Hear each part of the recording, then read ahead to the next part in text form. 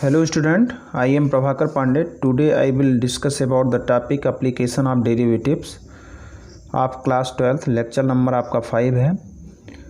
देखिए हम लोग एनसीईआरटी की एक्सरसाइज 6.1 पर डिस्कस कर रहे हैं। वैसे लास्ट वीडियो में हम क्वेश्चन नंबर 13 तक के क्वेश्चनों पर डिस्कस किए थे। आज इस लेक्चर में हम question number 14, question number 15, 16, 17 and 18 question पर डिस्कस करते हुए आज इस एक्सरसाइज को समाप्त करेंगे बेटा। तो आइए फर्स्टली क्वेश्चन नंबर 14 देखा जाए। क्वेश्चन नंबर 14 देखिए आपके सामने है। कह रहे हैं sand is pouring from a pipe at the rate 12 centimetre cube पर सेकेंड। मतलब एक पाइप द्वारा बालू के ढेर को एक पाइप द्वारा गिराया जा रहा है। यानी जैसे एक पाइप हमने ऐसे मान लिया और इस पाइप से ऐसे इस तरीके से बालू के कण को ऐसे गिराया जा रहा।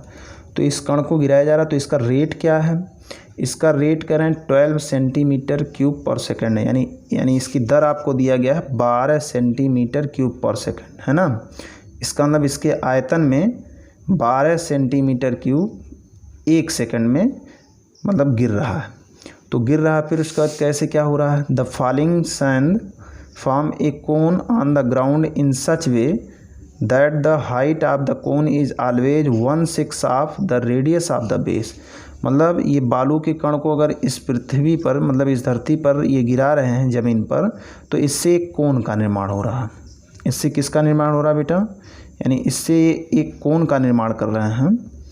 और ये कोन किस तरीके से है? ये कोन कह रहे हैं कि इसका जो रेडियस है, जो बेस का जो रेडियस है, इसके हाइट का, ये आपका हाइट है, तो इसका जो हाइट है इसके बेस का 1/6 गुना है। यानी यहाँ गिवन दैट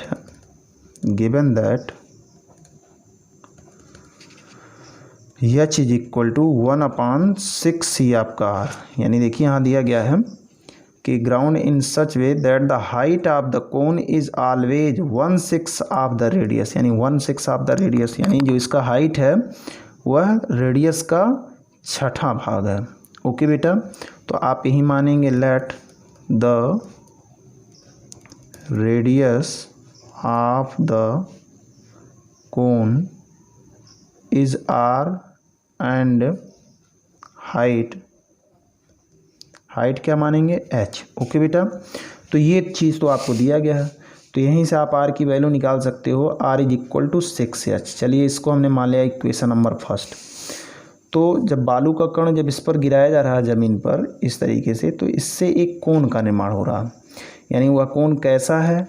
वह कोन हमेशा इसका जो रेडियस है, यानी जो इसके आधार की जो त्रिज्या है, हमेशा हाइट का 6 गुना है। ये आपका 6 गुना है। ओके बेटा, फिर उसके बाद कह रहे हैं how fast is the height of the sand cone increasing when the height is इतना।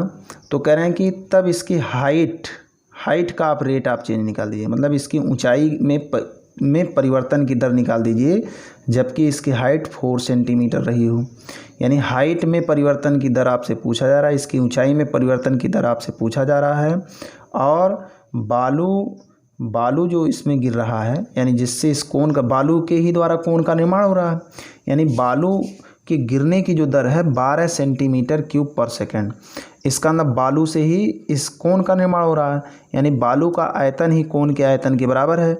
तो जाहिर सी बात है, बालू के गिरने की दर 12 सेंटीमीटर क्यूब पर सेकेंड है, तो इसका मतलब कोन का आयतन 12 सेंटीमीटर क्यूब पर सेकेंड की दर से बढ़ रहा है, यानी बन रहा है। तो इसका मतलब एंड आपको क्या दिया गया है? dB/dt is equal to 12 centimetre cube पर सेकेंड। हाँ, यहाँ और एक चीज़ मानेंगे, and volume of the cone v is equal to 1/3 pi r²। ये आपका होता है फार्मूला। तो अब यहाँ वैल्यू रखेंगे तो आपका डी आप कितना, डी आप v की वैल्यू कितना है? 1/3, ये आपका पाई r², ये आपका h हो जाएगा। ये आपका कितना? 12 सेंटीमीटर क्यूब पर सेकेंड। ओके बेटा, तो अब यहाँ देखिए दो वेरिएबल है, तो दो वेरिएबल को सिंगल वेरिएबल में कन्वर्ट करने के लिए देखिए इक्वेशन नंबर फर्स्ट है, तो इक्वेशन नंबर फर्स्ट से आर की वैल्यू हम यहाँ रखेंगे, तो ये आपका डी डी टी आप कितना 1/3 पाई, आर की वैल्यू कितना है 6h आप होल स्क्वायर, और इंटू ये आपका एच ब्रैकेट क्लोज, ये आपका 12 हो जाएगा, है ना। यहाँ रख देंगे r = 6h। ओके बेटा, यहाँ से 1/3 पाई कांस्टेंट बाहर, ये आपका कितना हो जाएगा 6×36 भी आपका बाहर हो जाएगा। ये आपका डी डी टी आप कितना h³ = 12। ओके, चलिए आगे बढ़ते हैं। 3×36 ये आपका 12 पाई, ये आपका 3h², फिर से डी डी टी आप कितना डी डी टी आप h = 12, तो इसका अंदर डी डी टी आप h की वैल्यू क्या हो जाएगी 12/12 पाई गुणे कितना 3h², 12 से 12 कैंसिल, तो इसका मतलब ये आपका हो जाएगा 1/3 पाई h²। यानी आपसे वास्तव में इसके हाइट में परिवर्तन की दर पूछ रहा था टाइम के रिस्पेक्ट में, चूँकि टाइम के रिस्पेक्ट में दिया गया तो टाइम के रिस्पेक्ट में आपसे पूछेगा, तो आपको इस टाइम के रिस्पेक्ट में इसके हाइट में परिवर्तन क्या होगा 1/3 पाई h², 3 पाई h²। तो ऐट किस पर, जब h की वैल्यू कितनी रही हो, h की वैल्यू देखिए आपको दिया गया जब 4 सेंटीमीटर, तो h की वैल्यू 4 सेंटीमीटर रख देंगे, तो ये आपका डी डी टी आप h की वैल्यू क्या हो जाएगी 1/3 पाई इंटू 4², तो ये आपका 1/4 48 पाई, 48 पाई सेंटीमीटर, है ना, पर सेकंड। यानी वास्तव में उसके हाइट में जो परिवर्तन होगा 1/48 पाई सेंटीमीटर पर सेकंड होगा। ओके बेटा, क्वेश्चन आपको समझ में आ गया होगा, एक बार हम फिर से दोहरा देते हैं। देखिए इस पाइप से रेत के कण को गिराया जा रहा है जिससे एक शंकु का निर्माण हो रहा है, तो शंकु का निर्माण हो रहा है, तो और क्या चीज़ इसमें दिया गया है, कहना है कि इसका हाइट हमेशा इसके बेस के आधार का 1/6 गुना होता है, यानी r = 6h आप यूज कर सकते हो। और इसके बालू के गिरने की दर यहाँ दिया गया है, यानी बालू के गिरने की दर कितना दिया गया है, आपको दिया गया 12 सेंटीमीटर क्यूब पर सेकंड, यानी इस दर से बालू यहाँ गिर रहा है, तो जिस दर से बालू आपका गिरेगा उसी बालू से ही शंकु का निर्माण हो रहा है, तो उसी बालू से जब शंकु का निर्माण हो रहा है तो बालू ज्यों गिरेगा तुरंत त्यों त्यों शंकु आपका ऐसे बनता चला जाएगा, बढ़ता हुआ चला जाएगा। तो इसका अंदर शंकु के आयतन में परिवर्तन की दर ही बालू के जो यहाँ से बालू निकल रहा है उसके आयतन में परिवर्तन की दर की क्या होगा, इक्वल होगा। तो इसका अंदर शंकु का आयतन आपके पास v = 1/3 पाई r² है, तो इसका मतलब क्या हुआ, यानी शंकु के आयतन में परिवर्तन की दर आपको दे रहा है कितना 12 सेंटीमीटर क्यूब पर सेकंड। हमने वैल्यू रख दिया, r को हमने h में कन्वर्ट कर दिया। क्यों h में कन्वर्ट किया, चूँकि हमको डी डी टी आप h चाहिए, हमको इसके हाइट में परिवर्तन की दर चाहिए, तो इसलिए हमने r को यहाँ से एलिमिनेट कर दिया और फिर उसके बाद h में इक्वेशन आ गया, तो डी डी टी आप h आपको यहाँ से मिल गया। ओके बेटा, बात समझ में आई होगी। चलिए नेक्स्ट क्वेश्चन की तरफ आगे बढ़ते हैं। क्वेश्चन नंबर आपका है 15।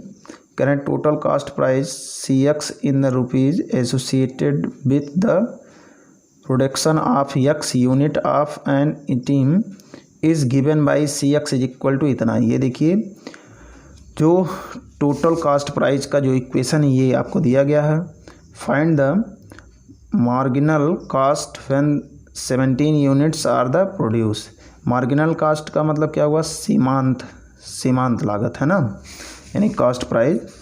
तो सीमांत लागत कैसे निकाला जाए, देखिए CX आपको बहुत ही आसान है ये क्वेश्चन नंबर 15, बाकी सारे क्वेश्चन आसान है। क्वेश्चन नंबर 15 आपका CX = क्या दिया गया है 0.007 x³ माइनस 0.003 x² प्लस ये आपका 15x प्लस ये आपका 4000, that is equation number first. आपको इसमें केवल x के रिस्पेक्ट में डिफ्रेंशिएशन कर देना है, यानी differentiating with respect to x।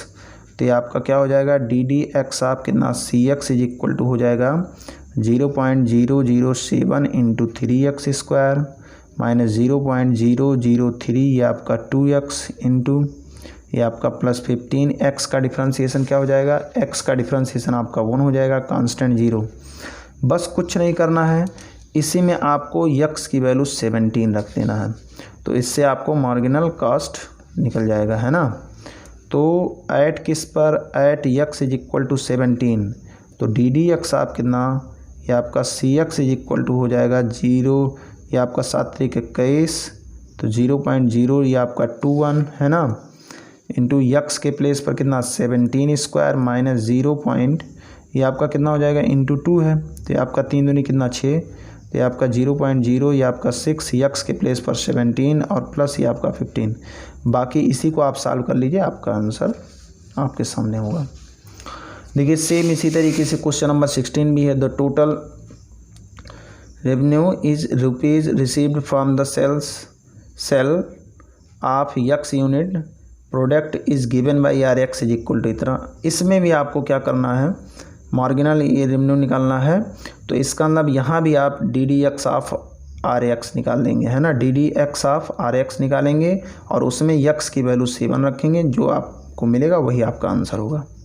Question number 17 में the rate of change of the area of the circle with respect to its radius r at, इस पर इस टाइप का क्वेश्चन आप लगा चुके हो, इसमें थोड़ा सा हम आपको हिंट दे दें। क्वेश्चन नंबर 17 में आपको क्या करना है, क्वेश्चन नंबर 17 में सबसे पहले एरिया लिखना है, एरिया ऑफ सर्किल, ये क्वेश्चन नंबर 17 है। तो एरिया ऑफ सर्किल क्या होता है, ए इज इक्वल टू आप जानते हो पाई आर स्क्वायर होता है, तो आप डी डी आर आप कितना, चूँकि ये यहाँ आर पैरामीटर है, तो ये आपका क्या हो जाएगा, आर के रिस्पेक्ट में करोगे तो ये आपका कितना हो जाएगा 2r हो जाएगा, यानी 2 पाई आर हो जाएगा। अब आपको radius at r equal to 6 centimetre रखना, तो 6 रखेंगे, तो 6 दूनी कितना 12 पाई, तो ये ऑप्शन कौन सा सही है, आपका बी वाला पार्ट सही है। ओके बेटा, ऐसे इस तरीके से क्वेश्चन नंबर 18 में भी आपको यही करना है। The total revenue is rupees received from the sales X units of the product is given by इतना, the marginal revenue when X is equal to इतना। यहाँ आपको आर एक्स का यक्स के रिस्पेक्ट में डिफ्रेंशिएशन करना है और लास्ट में यक्स की वैल्यू को क्या रखना है 15, जो रिजल्ट आएगा उस पर आप टिक मार सकते हो। ओके बेटा, तो आज आप लोगों का एनसीईआरटी का एक्सरसाइज 6.1 समाप्त होता है। कल हम आपको एक्सरसाइज 6.2 के क्वेश्चनों को बताएंगे और उसके पहले हम आपको डिक्रीजिंग और इंक्रीजिंग फंक्शन के बारे में बताएंगे, क्योंकि डिक्रीजिंग और इंक्रीजिंग फंक्शन से रिलेटेड ही क्वेश्चन एक्सरसाइज 6.2 में हैं। ओके बेटा।